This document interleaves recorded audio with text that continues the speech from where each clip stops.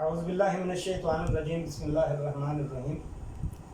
अस्सलामु अलैकुम वरहमतुल्लाहि वबरकातुहू। अज़ीज़ तालिब इल्म साथियों, जमात नहम हिस्सा शायरी गज़ल नंबर 1 जिसके शायर मीर तकी मीर हैं, इस हवाले से हम गज़ल के अशार की तशरीह अपनी गुज़श्ता वीडियो में कर चुके हैं। इस वीडियो में हम गज़ल नंबर 1 के मशक़ी सवालात को समझने की कोशिश करेंगे। तो हम अपने मौजू की जानिब बढ़ते हैं। जमात नहम गज़ल नंबर 1 मीर तकी मीर मशक़ी सवालात आज का मौजू है। जी अजीज़ साथियों, तो सबसे पहला सवाल देखिए, इस गज़ल में रदीफ़ कौन से अल्फाज हैं? रदीफ़ कौन से अल्फाज हैं? जब सवाल ये पूछा जाता है तो इसमें लामहला आपको ये बताना है कि रदीफ़ किसे कहते हैं, तभी आप इस सवाल का जवाब दे पाएंगे। तो मैंने यहाँ पे रदीफ़ की तारीफ भी दे दी है कि रदीफ़ शेर के आखिर में आने वाले लफ्ज़ या अल्फाज के मजमूए को रदीफ़ कहा जाता है। शेर के आखिर में आने वाले लफ्ज़ या अल्फाज का मजमूआ, वो एक लफ्ज़ भी हो सकता है, 2 भी हो सकते हैं, 3 4 भी हो सकते हैं। चूंकि ये लफ्ज़ या अल्फाज काफिये के बाद आते हैं, इसलिए उन्हें रदीफ़ का नाम दिया गया। काफिये के बाद आने वाले अल्फाज के मजमूए को रदीफ़ कहा गया, यानी सबसे आखिर में आने वाले अल्फाज। और इसकी एक और अलामत, एक और पहचान कि हर शेर में रदीफ़ का लफ्ज़ या अल्फाज हूबहू दोहराए जाते हैं।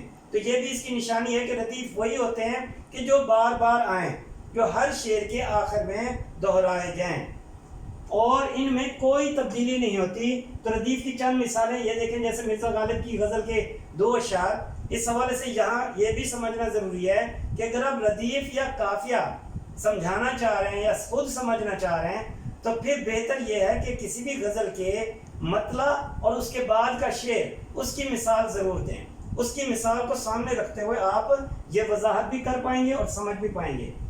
कोई उम्मीद भर नहीं आती, कोई सूरत नज़र नहीं आती, ये मिर्ज़ा गालिब की गज़ल का मतला है, यानी पहला शेर है। और पहला शेर आपको पता है कि मतला में दोनों मिसरे हम रदीफ़ हम काफिया होते हैं। तो यहाँ पे देखें, नहीं आती नहीं आती, ये दोहराए गए हैं गज़ल के पहले शेर के दोनों मिसरों में। तो ये 2 अल्फाज का मजमुआ यानी मुरक्कब लफ्ज़ जो है, ये रदीफ़ है, जो दोहराए भी गए और एक ही जैसे हैं, इनमें कोई तब्दीली नहीं है। इसी तरह अगला शेर देखिए, मौत का एक दिन मुअय्यन है, नींद क्यों रात भर नहीं आती? तो ये नहीं आती फिर दोहराया गया। तो इसका मतलब ये हुआ कि रदीफ़ वो अल्फाज होते हैं जो हूबहू आते हैं, दोहराए जाते हैं और उनमें कोई तब्दीली नहीं होती। और इसकी एक और अलामत, काफियों के बाद आते हैं। इसकी भी हम आगे चलते हैं वजाहत करते हैं। इन अशार में अल्फाज नहीं आती रदीफ़ की मिसालें हैं। ये अल्फाज बगैर किसी तब्दीली के हर शेर में दोहराए गए हैं। इसी तरह मीर की गज़ल में, जो मीर तकी मीर की गज़ल का मौजू है, हमारा सवाल भी वही है कि उसकी रदीफ़ कौन सी है? तो रदीफ़ की सी है। ये 3 अल्फाज का मजमुआ है, की सी है। और ये अल्फाज का मजमुआ बगैर किसी तब्दीली के हर शेर में दोहराया गया है। मसलन हम देख लेते हैं, मतलब देखिए मीर तकी मीर की गज़ल का जो आपने पढ़ा हुआ है, हस्ती अपनी हवा की सी है, ये नुमाइश शराब की सी है। इसी तरह नाजुकी उसके लब की क्या कहिए, पंखड़ी गुलाब की सी है। तो यहाँ पे मतला और दूसरा शेर देने का मकसद रदीफ़ को मुकम्मल तौर पर समझाना है, वाज़ेह करना है। तो उम्मीद है कि आप ये समझ चुके होंगे। और मीर तकी मीर की गज़ल में जो रदीफ़ है वो ये 3 अल्फाज का मजमुआ है, की सी है। आगे चलते हैं अगले सवाल की जानिब। सवाल नंबर 2 देखिए कि इस गज़ल में इस्तेमाल होने वाले कोई से 4 काफियों की निशानदेही करें। तो इसमें भी वही बात है कि काफिये की सबसे पहले वजाहत ज़रूरी है। तो काफिया शेर के आखिर में आने वाले हम आवाज़ अल्फाज को काफिया कहा जाता है। शेर के आखिर में आने वाले हम आवाज़ अल्फाज को, ये इसकी एक निशानी या अलामत है। हर शेर में काफिया तब्दील होता है, ताहम उनकी सौत अरबी का लफ्ज़ है जिसका मतलब है आवाज़, वो आवाज़ एक जैसी रहती है। काफिया तब्दील होता है मगर आवाज़ एक जैसी रहती है। काफिये की जमा कवाफी और काफिये की मिसाल गालिब की गज़ल की इस मतलब से ली जा सकती है। ये मतलब है, दिल नादा तुझे हुआ क्या है, हुआ क्या है, आखिर इस दर्द की दवा क्या है। तो हुआ और दवा یہ دو ہم آواز الفاظ ہیں جن کی صوت، جن کی آواز ایک جیسی ہے تو لیکن الفاظ مختلف ہیں. تو یہ دو الفاظ قافیے ہیں، اور قافیے ردیف سے پہلے آتے ہیں. ردیف سے پہلے، ردیف ہمیشہ آخر میں آتے ہیں. میر تقی میر کی غزل میں استعمال ہونے والے قافیے ان اشعار سے بخوبی واضح ہو سکتے ہیں جو آپ پڑھ چکے ہیں غزل میں. مثلاً حباب، ہستی اپنی حباب کیسی ہے، یہ نمائش سراب کیسی ہے، تو حباب اور سراب کافی ہو گئے. نازکی اس کے لب کی کیا کہیے، پنکھڑی ایک گلاب کیسی ہے، تو گلاب کافی ہو گیا. اسی طرح خواب، اضطراب، خراب، کباب اور شراب، یہ سارے ہم آواز الفاظ ہیں جو میر تقی میر کی غزل میں استعمال ہوئے ہیں. آپ ان میں سے 4 الفاظ کو لے سکتے ہیں، اور چاہیں تو آپ سارے ہی یاد کر کے سبھی لکھ سکتے ہیں. ٹھیک ہے جی. تو یہ سوال نمبر 2، امید ہے کہ آپ کو سمجھ میں آیا ہوگا. اگلے سوال کی جانب بڑھتے ہیں. سوال نمبر 3، دوسرے شعر میں ہونٹوں کو کس چیز سے تشبیہ دی گئی ہے؟ ہونٹوں کو کس چیز سے تشبیہ دی گئی ہے؟ میر تقی میر کا شعر ہے، اس کی وضاحت کریں گے. سب سے پہلے یہ دیکھیے کہ تشبیہ کا لفظ یہاں پہ ہے، تو تشبیہ کو سمجھانا ضروری ہے. تشبیہ کیا ہے؟ کسی چیز کو خاص وصف یعنی خوبی کی وجہ سے کسی دوسری چیز کی مانند یا اس جیسا قرار دینا. دو چیزیں اور دونوں میں ایک ہی کوالٹی پائی جاتی ہے، ایک ہی خوبی پائی جاتی ہے، تو ایک چیز کو دوسری چیز سے ملا دینا یا اس جیسا قرار دے دینا، یہ تشبیہ ہے. جیسے خوبصورت چہرے کو پھول کی مانند قرار دینا، یا کسی کے خوبصورت دانتوں کو موتیوں سے تشبیہ دینا وغیرہ. ٹھیک ہے جی. تو میر تقی میر کا غزل کا دوسرا شعر جو یعنی مطلوبہ شعر ہے، جس کا سوال پوچھا گیا ہے، نازکی اس کے لب کی کیا کہیے، پنکھڑی ایک گلاب کیسی ہے. یہ بھی سمجھ لیں کہ جس شعر سے متعلق آپ سے سوال پوچھا گیا ہے اس شعر کو لکھنا ضروری ہے. وہ شعر لکھیں گے تاکہ حوالہ بھی آ جائے، اور پھر اس کے مطابق آپ جب جواب دیں گے تو جواب درست تسلیم کیا جائے گا. اگر آپ بغیر شعر لکھے جواب لکھتے ہیں تو ہو سکتا ہے ممتحن آپ کو نمبر دے دے، لیکن بہتر یہ ہے کہ شعر ضرور لکھیے. اس شعر میں میر نے اپنے محبوب کے ہونٹوں کو گلاب کی پنکھڑی سے تشبیہ دی ہے. پنکھڑی ایک گلاب کی سی ہے، تو گلاب کی پنکھڑی سے اس نے اپنے محبوب کے ہونٹوں کو تشبیہ دی ہے. اور وجہ تشبیہ کیا ہے، وجہ کیا ہے، کیوں دی ہے؟ کیونکہ تشبیہ نزاکت ہے، جو پھول کی پنکھڑی میں بھی ہے اور محبوب کے لبوں میں بھی موجود ہے. ٹھیک ہے جی. تو یہ اس کا جواب ہے. آگے چلتے ہیں. سوال نمبر 4 دیکھیے کہ میر نے نیم باز آنکھوں کی مستی کو کیا قرار دیا ہے. بات وہی ہے کہ آپ اگر غزل پوری آپ نے پڑھی ہوئی ہے اور اشعار یاد ہیں تو اس سوال کا جواب بھی آسانی سے آپ دے سکتے ہیں اشعار لکھ کر، شعر لکھ کر. تو میر تقی میر نے نیم باز آنکھوں کی مستی، یہ ان کی غزل کا مقطع ہے جس میں انہوں نے کہا ہے، میر ان نیم باز آنکھوں میں ساری مستی شراب کی سی ہے. تو میر نے اپنے محبوب کی نیم باز آنکھوں میں شراب جیسی مستی دیکھی ہے اور وہی بیان کر رہے ہیں، یعنی اپنے محبوب کی آنکھوں کو شراب کی مستی سے تشبیہ دے دیا. میر نے نیم باز آنکھوں کی مستی کو شراب کی مستی قرار دیا ہے، شراب کی مستی سے تشبیہ دی ہے. جس طرح شراب پینے کے بعد کسی شخص کی آنکھوں میں مستی آ جاتی ہے، آدھی کھلی اور آدھی بند آنکھیں، نیم باز آنکھیں، وہی مستی میر اپنے محبوب کی آنکھوں میں دیکھ رہے ہیں. تو میر نے اپنے محبوب کی نیم باز آنکھوں کی مستی کو شراب کی مستی قرار دیا ہے. آگے چلتے ہیں. شاعر اضطراب کی حالت میں کیا کرتا ہے؟ شعر لکھیں گے اور اس کے بعد اس کا جواب دے دیں گے. شعر ہے، بار بار اس کے در پہ جاتا ہوں، حالت اب اضطراب کی سی ہے. بار بار اس کے در پہ جاتا ہوں، اس کا مطلب کیا ہوا کہ دل کی بے چینی ہے جو کم نہیں ہو رہی. تو اس اضطراب کو ختم کرنے کے لیے وہ بار بار اس کے در پہ جاتے ہیں، اپنے محبوب کے در پر.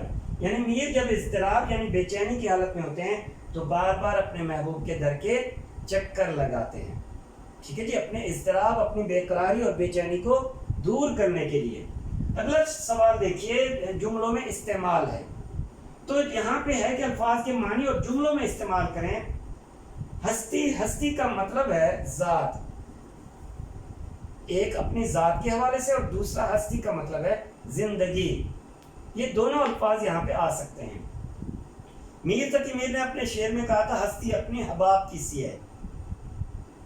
یہ نمائش سراب کی سی ہے۔ تو انسان کی ہستی پانی کے بلبلے کی مانند ہے، زندگی بھی ہو سکتا ہے اور ذات بھی ہو سکتا ہے، یہ دونوں چیزیں پانی کے بلبلے کی مانند ہے، یعنی ناپائیدار ہیں، ان کی کوئی لائف نہیں ہے، زندگی نہیں ہے۔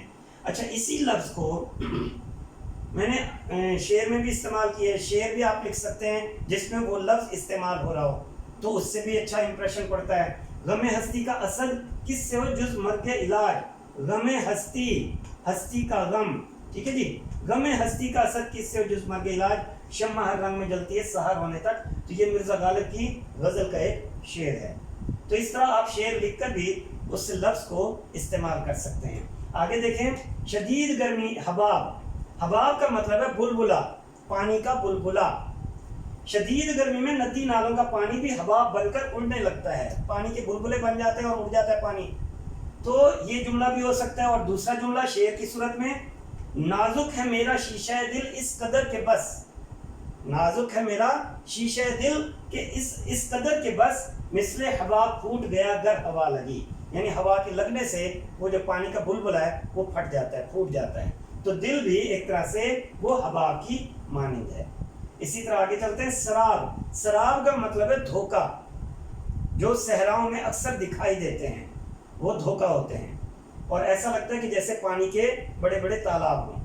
سراب، دنیا کی سب رونقیں محض سراب ہیں، یعنی دھوکہ ہیں، محض سراب ہیں، ان میں انسان کو کھو نہیں جانا چاہیے، اپنے آپ کو ان میں مصروف نہیں کر دینا چاہیے۔ ایک سادہ سا جملہ تو یہ ہو سکتا ہے سراب کا۔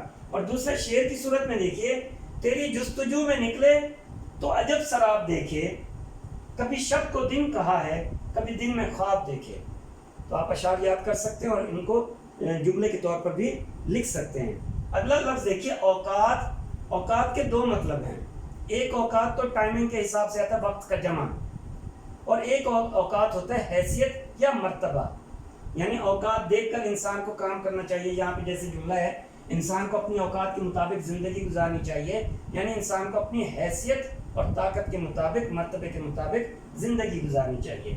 اسی طرح شعر کی صورت میں دیکھیں اس کی لفظ کو کیسے استعمال کیا، میری اوقات وہ اس طرح بتا دیتا ہے، خاک لے کے ہواؤں میں اڑا دیتا ہے، میری اوقات وہ اس طرح بتا دیتا ہے، خاک لے کے ہواؤں میں اڑا دیتا ہے۔ تو اس طرح یہ لفظ شعر کی صورت میں بھی آ گیا۔ اضطراب، اضطراب کا مطلب ہے بے چینی، بے قراری۔ حالت اضطراب میں تو کسی بھی شخص کو کچھ سمجھ میں نہیں آتا، یعنی جب بے چین ہوتا ہے انسان تو اسے کچھ سمجھ میں نہیں آ رہا ہوتا۔ تو حالت اضطراب میں تو کسی بھی شخص کو کچھ سمجھ میں نہیں آتا۔ یا پھر شعر کی صورت میں دیکھیں اس لفظ کا استعمال، کہوں کیا اضطراب دل زباں سے، کہوں کیا اضطراب دل زباں سے، رہے جاتے ہیں سب پہلو بیاں سے، کہ جب اضطراب کی حالت میں ہوتا ہے، دلی طور پر وہ بے قرار ہے، تو زبان سے کچھ بھی نہیں ادا ہوتا، سب باتیں ایسی جاتی ہیں۔ آگے دیکھیں، کھانا خراب یعنی جس کا گھر خراب ہو چکا ہو، برباد ہو چکا ہو، تباہ حال۔ شراب اور نشے جیسی بری عادتوں میں جو بھی پڑ جائے اس کا کھانا خراب ہو جاتا ہے، یعنی اس کا گھر برباد ہو جاتا ہے۔ سادہ سا جملہ۔ آگے دیکھیں شعر کی صورت میں، اپنی کہیں کہ اس دل خانہ خراب کی، اپنی کہیں کہ اس دل خانہ خراب کی، تم کو جو ہو پسند وہی گفتگو کریں، تم کو جو ہو پسند وہی گفتگو کریں۔ جی آگے چلتے ہیں، نیم باز، محبوب کی نیم باز آنکھوں میں شراب جیسی مستی ہے۔ یہ میر تقی میر کی غزل سے ہی لیا ہے جملہ۔ تو آسان سا سادہ سا جملہ ہے کہ محبوب کی نیم باز آنکھوں میں شراب جیسی مستی ہے۔ نیم باز سے مراد آدھی کھلی اور آدھی بند آنکھیں۔ اور اسی طرح دوسرا جملہ دیکھیں کہ محبوب کا نیم باز آنکھوں سے دیکھنا ہی اپنے محب کو، اپنے عاشق کو مار دیتا ہے۔ محب یعنی محبت کرنے والا۔ تو یہ خالصتاً محبت کی کیفیت ہے جو اس جملے میں بیان کی گئی۔ آگے چلتے ہیں، مستی، مستی کا لفظ جو ہے نا، یہ دیکھیں، محبوب کی آنکھوں کی مستی کے چرچے ہر جگہ ہیں۔ مستی شرارت کے معنوں میں بھی آتا ہے، مستی شوخی، مستی، محبوب کی آنکھوں کی مستی کے چرچے ہر جگہ ہیں۔ اور اسی طرح دوسرا دیکھیں شعر کی صورت میں، آنکھ تمہاری مست بھی ہے، مستی کا پیمانہ بھی، ایک چھلکتے ساگر میں میں بھی ہے میں خانہ بھی، ایک چھلکتے ساگر میں میں بھی ہے میں خانہ بھی۔ اسی طرح یہ الفاظ تھے جو آپ کو جملوں میں استعمال کر کے جن کا آپ کو بتایا گیا۔ اگلا سوال دیکھیے، سوال نمبر 7، یہ میچ دا کالم ہے، یعنی کالم کو آپس میں ملانا ہے، کالم کے مختلف الفاظ کو. تو غزل اگر آپ نے پڑھی ہوئی ہے تو اس کے مطابق آپ آسانی سے لفظوں کو ایک دوسرے کے ساتھ ملاتے جائیں گے. تو جہاں پہ کالم الف کے پہلے الفاظ پڑھ لیں آپ اور پھر کالم بے کے الفاظ پڑھیے تو خود بخود آپ کو سمجھ میں آ جائے گا. میں نے یہاں پہ ان کو صرف زبانی میں بتا دوں گا، ملانے کی میں نے کوشش نہیں کی کیونکہ یہ آپ کی پریکٹس، آپ کی مشق سے تعلق رکھتا ہے یہ سوال. تو یہاں پہ دیکھیں ہستی ہے، نمائش ہے، پنکھڑی، آنکھیں، حالت، دل اور مستی اور آواز. اسی طرح کھانا خراب، شراب، گلاب، نیم باز، کباب، حباب، سراب اور اضطراب. تو ہستی اپنے حباب کی سی ہے، تو یہاں پہ دیکھیں حباب کا لفظ یہ حباب. اسی طرح یہ نمائش سراب کی سی ہے، تو یہاں پہ دیکھیں سراب، یہ سراب، نمائش سراب. اسی طرح پنکھڑی ایک گلاب کی سی ہے، تو یہاں پہ دیکھیں گلاب، یہ لفظ گلاب. اسی طرح آنکھیں نیم باز ہیں، محبوب کی آنکھیں نیم باز، تو یہ اس کے بالکل سامنے پنکھڑی اب اس کے سامنے، ٹھیک ہے جی، آنکھیں نیم باز. حالت اب اضطراب کی سی ہے، تو اضطراب کا لفظ یہ آ گیا، حالت اب اضطراب کی سی ہے. اسی طرح دل کیا ہے؟ کباب. آتش غم میں دل بھنا شاید، دیر سے وہ کباب کی سی ہے، تو دل کیا ہے؟ کباب کی مانند ہے، یہ کباب. اسی طرح مستی کیا ہے؟ شراب کی وجہ سے آنکھوں میں مستی آتی ہے. اور آواز کیا ہے؟ کھانا خراب. میں جو بولا کہا کہ یہ آواز اسی کھانا خراب کی سی ہے، تو آواز کھانا خراب. ٹھیک ہے جی، تو یہ اس طرح سے آپ الفاظ کو ملا دیں گے. آگے چلتے ہیں. درج ذیل مرکبات مرکب کی کون سی قسم ہیں؟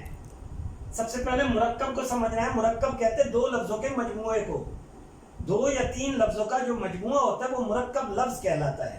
تو مرکبات کون سی مرکب کی قسمیں؟ اس میں دیکھیں جو الفاظ انہوں نے دیے ہیں، چشم دل، اس کے لب، آتش غم اور اس کا درد. اب سمجھ لیں ذرا، چشم دل یعنی دل کی آنکھ، اس کے لب آتش غم یعنی غم کی آگ، تو اس کا درد. آگے دیکھیں مرکب اضافی، اس کی تعریف سمجھ لیں گے تو پھر آسانی سے یہ بتا سکیں گے کہ 2 اسموں کے درمیان تعلق پیدا کرنے کو اضافت کہا جاتا ہے. 2 اسموں کے درمیان، جیسے آتش اور غم یہ 2 اسم ہیں، اس اور در یہ 2 اسم ہیں، اس اور لب یہ 2 اسم ہیں، اس کسی شخصیت کا نام ہے. اسی طرح چشم اور دل 2 نام ہیں کسی چیز کے، دل اور چشم. اسی طرح دوسری مثالیں دیکھیں، حامد کی کتاب، اللہ کا رسول اور نیکی کا راستہ وغیرہ وغیرہ. وہ حروف جو 2 اسموں کے درمیان تعلق کو پیدا کریں وہ حروف اضافی کہلاتے ہیں. مثلا کا، کے اور کی.